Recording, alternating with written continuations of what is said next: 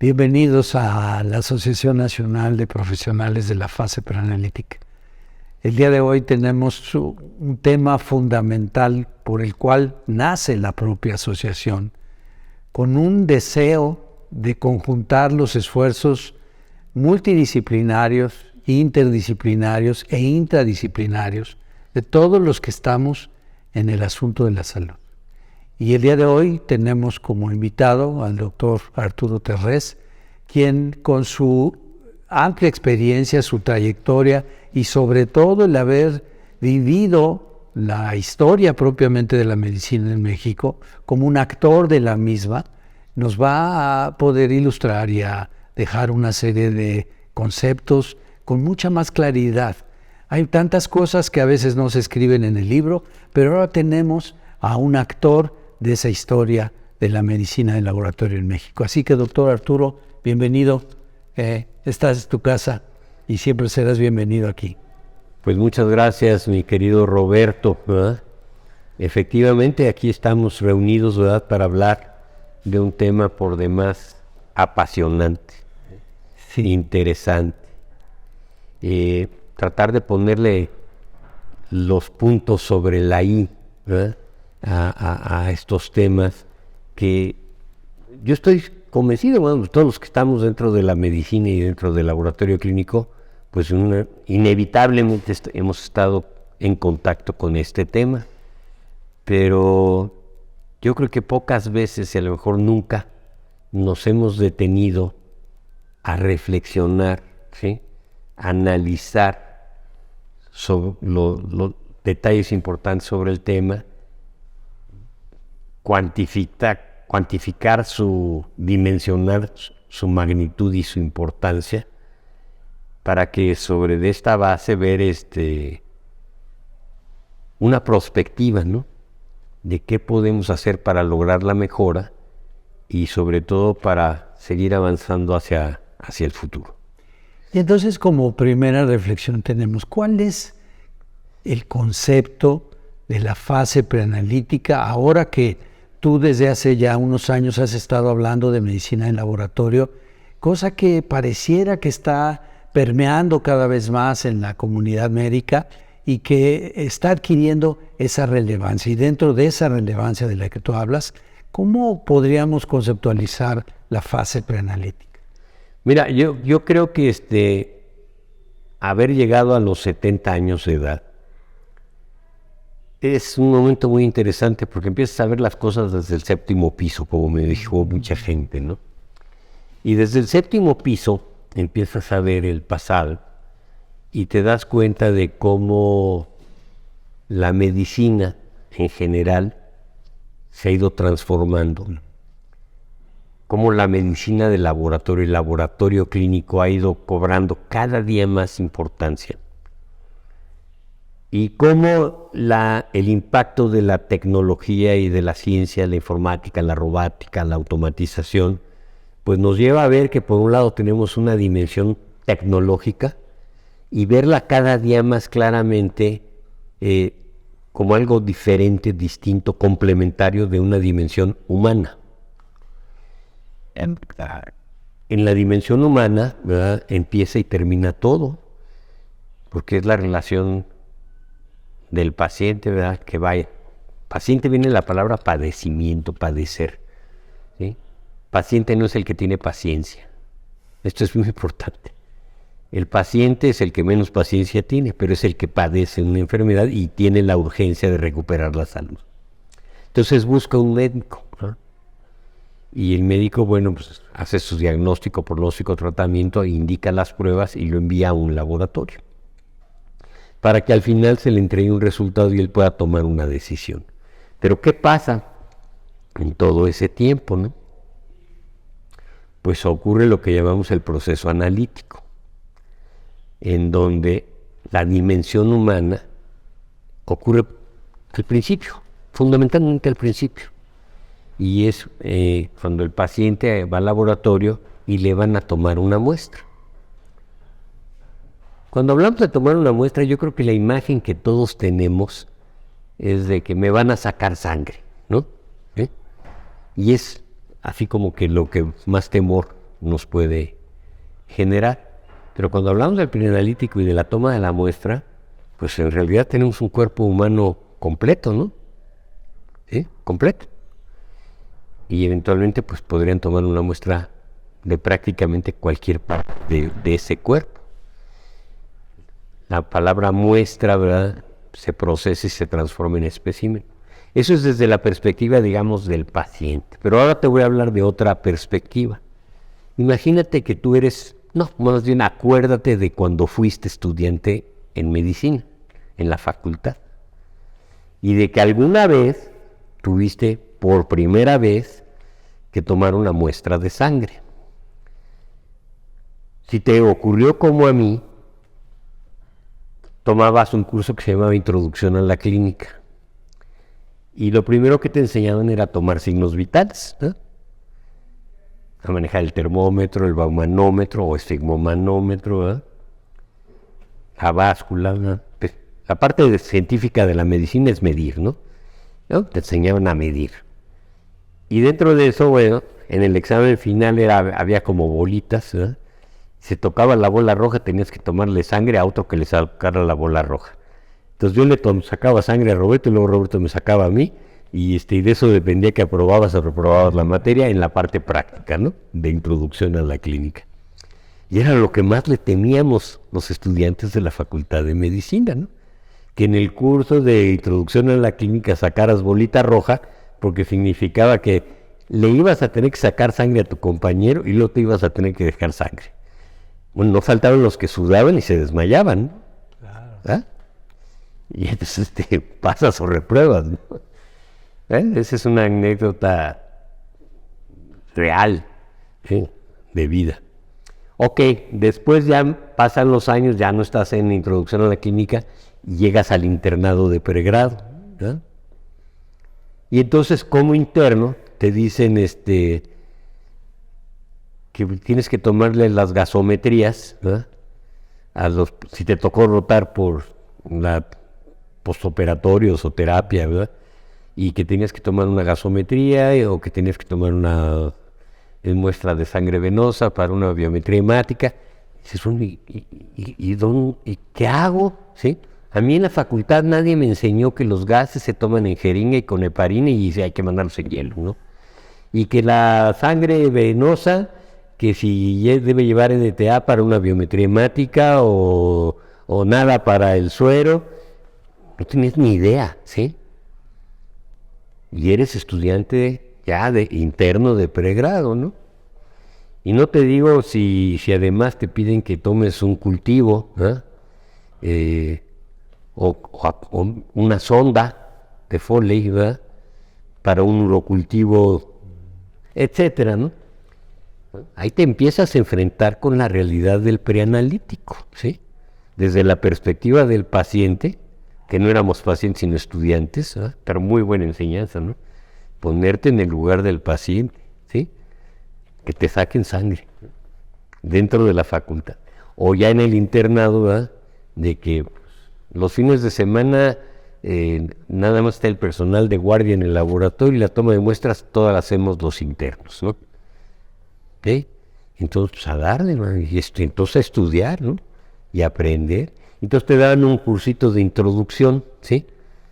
Y te enseñaban que las jeringas y los hielos para los gases, y que los tubitos azules, los rojos, los púrpuras, ¿verdad?, para los diferentes tipos de muestras, que si los cuales se tienen que agitar, en qué orden se tienen que tomar para no arrastrar el anticoagulante de coagulación al tubo del suero, ¿verdad?, porque luego te vas a afectar los resultados de la química. Y bueno, pues todo eso requería de una enseñanza teórico-práctica y no empírica, ¿verdad?, como muchas veces ocurre. Sigo adelante. Luego ya de repente, ya tomaste la decisión de estudiar patología clínica y ya te das cuenta que esto es más serio de lo que parecía, y entonces sí, ya te integras a grupos que les encargan la toma de la muestra de hospitalización, la toma de muestras en la consulta externa, y que ya traes tu botiquín o tu cajita, ¿verdad?, tu loncherita llena de tubitos y todas las requisiciones, y te das cuenta de la magnitud de este trabajo, ¿verdad? Por lo general, inclusive en los hospitales, cuando menos antaño en el IMSS, ¿verdad?, todo el personal de laboratorio entraba en la mañana y se iba directamente al preanalítico. Termina la etapa preanalítica, ¿sí?, entonces ya se entrega a recepción y control de muestras para que continúe su proceso, y en ese momento ya se pueden ir a desayunar, ¿sí? Se toman su cafecito, ¿verdad?, su desayunito, y después ya regresan a hacer el trabajo, y ahora sí ya dentro del laboratorio en las diferentes especialidades, ¿sí? Pero todo empezó en el preanalítico, y es muy interesante porque en esa perspectiva que te estoy diciendo, pues prácticamente todo el personal del laboratorio, todos, ¿sí?, estábamos involucrados en la etapa preanalítica. Sin embargo, bueno, los laboratorios se han ido haciendo cada día más grandes, más complejos, surgieron la subrogación de estudios, los laboratorios pusieron sus tomas de muestras, ¿verdad?, y algunos con un pequeño laboratorio de urgencias, y hay que mandar las muestras a un laboratorio de referencia o de tercer nivel, ¿no? Entonces, pues ya la preparación de las muestras es distinta cuando se van a enviar, ¿verdad?, extramuros, a cuando se trabajan en un laboratorio de urgencias, en un hospital o en rutina, ¿sí? Y entonces ya empieza a surgir la necesidad de tener personal especializado, ¿verdad?, en la toma de muestras, ¿verdad?, gente que está directamente involucrado para esto. En algunos otros hospitales, ese personal que está dedicado exclusivamente a la toma de la muestra, muchas veces cuando termina el horario de las tomas, entran al laboratorio como personal de apoyo en los diferentes departamentos, como auxiliares de laboratorio. Entonces, digamos que los laboratorios tienen un jefe de servicio, un químico, sus técnicos laboratoristas y sus auxiliares de laboratorio, que son personal de toma de muestras, y a lo largo del día, cuando hay una necesidad de una toma, pues llaman y va el auxiliar de laboratorio a la toma, que es parte de su descripción de puestos, ¿no? Entonces, pues realmente es algo que en la vida real, ¿sí?, es muy diverso, es muy situacional, pero que tiene un mínimo común denominador, que es la dimensión humana de la medicina de laboratorio, ¿sí?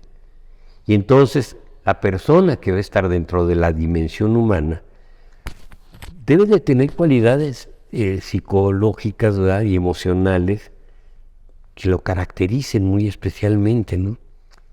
Que no es esa persona que tiene el interés científico. ¿Te acuerdas cuando hablábamos de la caracteriología, de que había panteras, delfines, búhos y pavos reales, ¿no? Entonces nos hablaban de que los búhos son los que son muy científicos, ¿no? Los delfines son muy de grupos, ¿no? Los pavos reales a lo mejor son los de ventas, Sí. Las panteras pues, son los directivos, ¿no?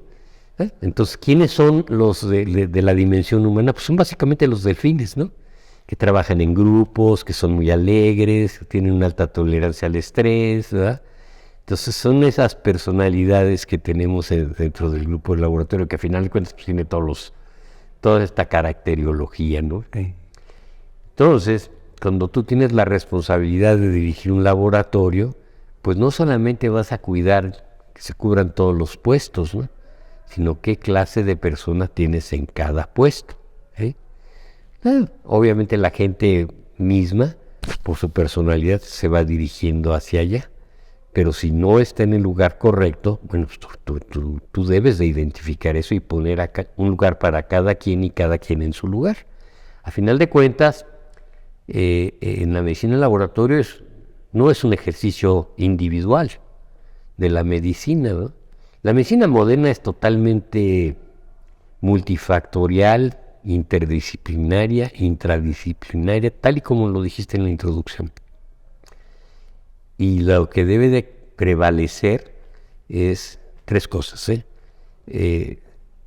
la armonía, ¿sí? La comunicación, ¿sí?, y de la administración del proyecto, ¿sí? Son tres elementos muy importantes.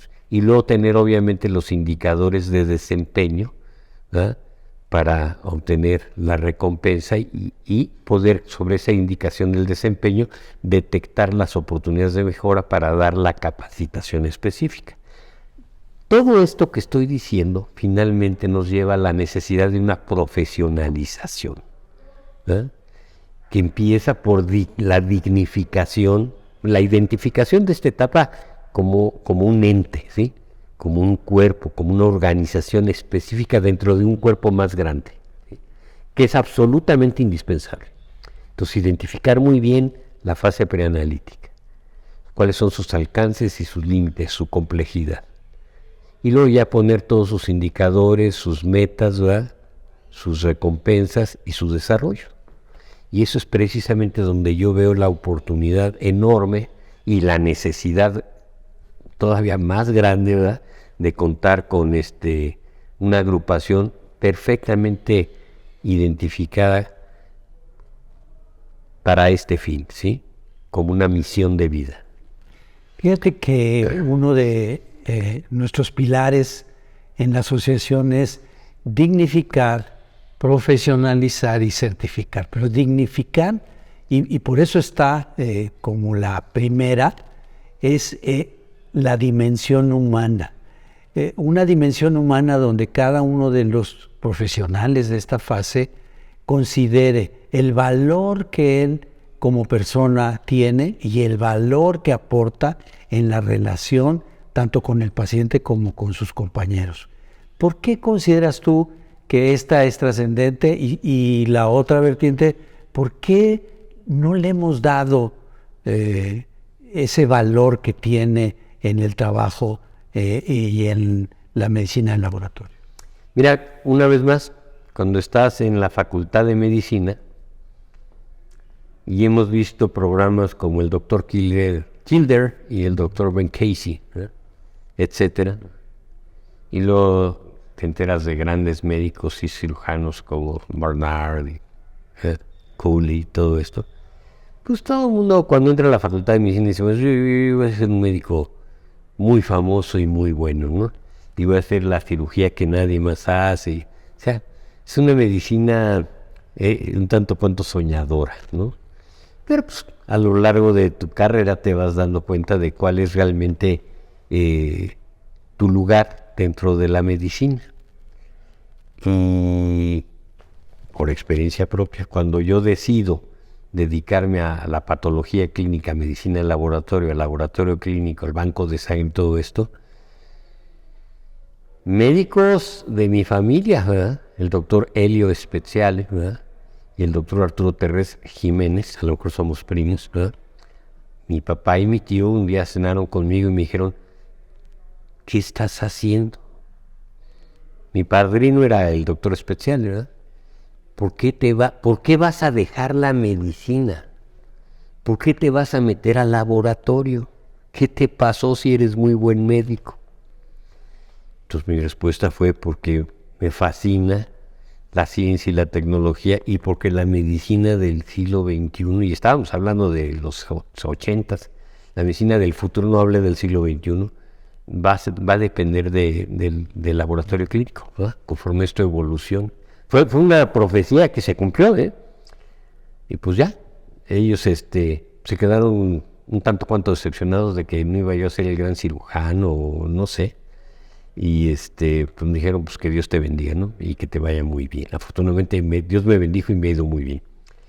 Pero a lo que voy es que también dentro de la cultura, no sé si todavía, porque también ha ayudado mucho la televisión ahora con todos los programas donde sale tanto de laboratorio, pero la medicina en laboratorio no era, ya creo que ni es la primera y mejor opción de la gran mayoría de los médicos, ¿sí?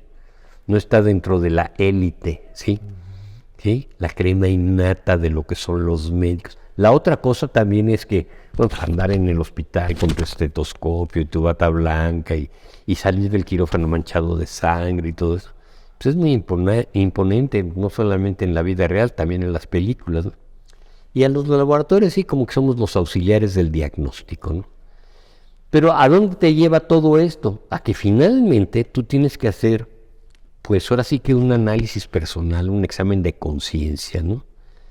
De qué estoy haciendo, por qué lo estoy haciendo, para qué lo estoy haciendo, y tu autoestima, ¿sí? Es muy importante el tema de la autoestima, ¿sí?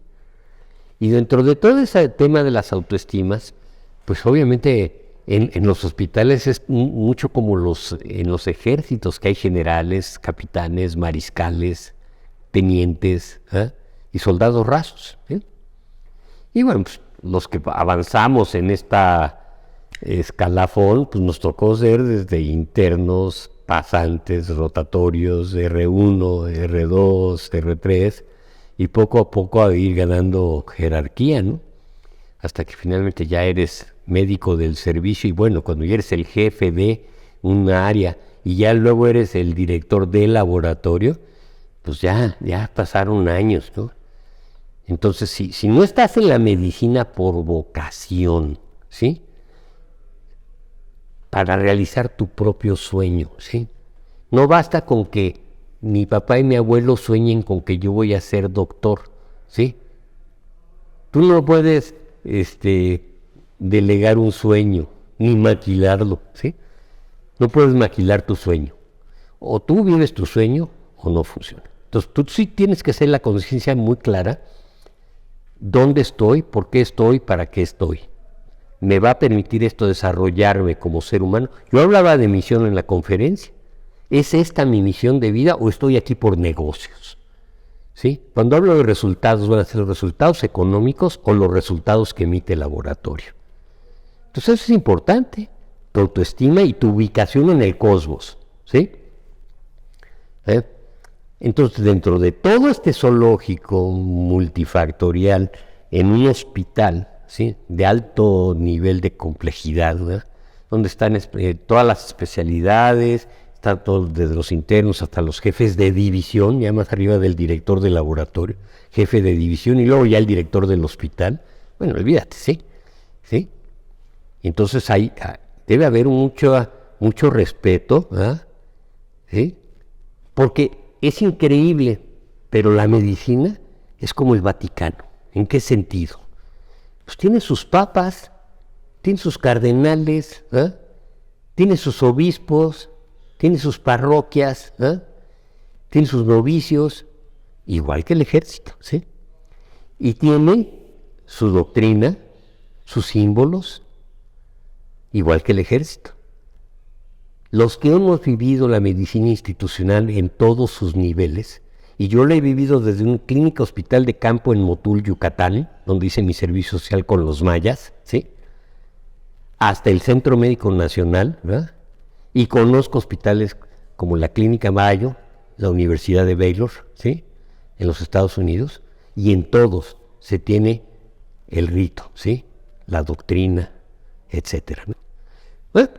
Entonces, cuando uno ubica dentro de todo este conglomerado, ¿sí? ¿Quién es la persona del preanalítico? ¿Sí? ¿Sí? ¿Quién es? ¿Sí? No están en las cúpulas, no están todas las luminarias sobre de ellos, no, pero son personas, ¿verdad? Con un alto nivel de conciencia, de su axiología, sus valores, ¿verdad? Su humanismo, orgullosas de lo que hacen, aman su trabajo, tienen excelentes habilidades de comunicación y merecen todo mi respeto y mi cariño y mi admiración, ¿sí? Porque además tampoco son los que más dinero hacen, ¿sí? ¿Sí? Pero pueden ser los grandes maestros dentro de los hospitales, cuando la palabra maestro es magíster, ¿no? Maestros de vida, ¿no? Gente que a mí me enseñó, vamos, yo recuerdo cuando estaba de R1 en el hospital de pediatría, ¿sí? Había personal con una capacidad de tomar muestras yugulares en bebés y con un cariño, ¿sí? Ven, doctor Terrés, venga, doctor Terrés, ¿eh? Yo era el residente, venga, doctor Terrés, usted me va a ayudar a tomar esta muestra de un bebé sin yugular, ¿sí? Y después de 2, 3 veces que lo hicimos juntos, Me dijo, ahora hágalo usted. ¿Tú sabes de dónde viene la palabra experto? ¿Qué es un experto? Es alguien que ya cubrió 4 etapas. ¿Sí? El experto es el que ya vio una. El experto ya leyó una. ¿Sí? El experto ya hizo una. ¿Sí? Y el experto ya enseñó una. ¿Sí? ¿Tú sabes lo que significa eso para hacer una punción yugular en un bebé? ¿Sí? Verla, leerla, hacerla y luego ya poderla enseñar a alguien más. Esas 4 etapas pueden ser años. ¿Sí? ¿Y quién te lo enseñó a hacer? ¿Quién fue tu maestro? Un auxiliar de laboratorio en el Hospital de Pediatría del Centro Médico Nacional, ¿verdad? En mi primer año de residencia. Maravilloso, ¿no? Una maestra. ¿Sí? ¿Cómo podríamos motivar, alentar, hacer que aparezca esta luz visionaria de que sí podemos elevar el nivel de la medicina en México con la incidencia de un preanalítico profesional y certificado? Es muy difícil poder acreditar y certificar si no contamos con un sistema de gestión de la calidad. Y el sistema de gestión de calidad debe de tener muy claramente las estructuras, los procesos y los resultados. ¿Sí? Y dentro de esto, obviamente, implica tener el manual de calidad, los procedimientos de operación estándar, los formatos y los registros, todos ellos conforme a metas. ¿Sí? Entonces, para poderlo llevar a cabo, pues se requiere tener muy clara el proyecto, un alto nivel de motivación, identificar realmente la necesidad. Cuando yo estaba también en un curso de inducción al servicio social, un médico chileno, en aquella época había muchos chilenos por acá, por México, por el golpe de estado de Pinochet. Yo tuve varios maestros chilenos y este era de salud pública. Nos hablaba de las necesidades, ¿sí? Y nos decía, ustedes deben ser muy inteligentes en identificar las necesidades reales y las necesidades sentidas, ¿sí? Entonces, obviamente las necesidades empiezan muchas veces por sensaciones, sentimientos, ¿verdad? Son las necesidades sentidas, pero lo hay que identificar realmente la necesidad real. Y la necesidad real es generalmente sobre la base de una no conformidad. La no conformidad se puede dar de 2 niveles, por el incumplimiento de un requisito o por las quejas. ¿Sí? ¿Cuándo se vuelve permanente e importante el preanalítico en los hospitales, en los laboratorios? Pues cuando las tomas de muestras son traumáticas, iatrogénicas, hematomas, síncopes, ¿verdad? En la curva de tolerancia a la glucosa, por ejemplo, ¿no? O simple y sencillamente cuando en el laboratorio necesito una nueva toma, ¿sí? Entonces sí, qué importante es el preanalítico, pero estamos trabajando sobre el vaso medio vacío, no el medio lleno, ¿sí? En los sistemas de calidad, pues tenemos que tener identificada la necesidad real sobre la no conformidad para luego poner la otra, ¿sí? Y entonces trabajar con esto.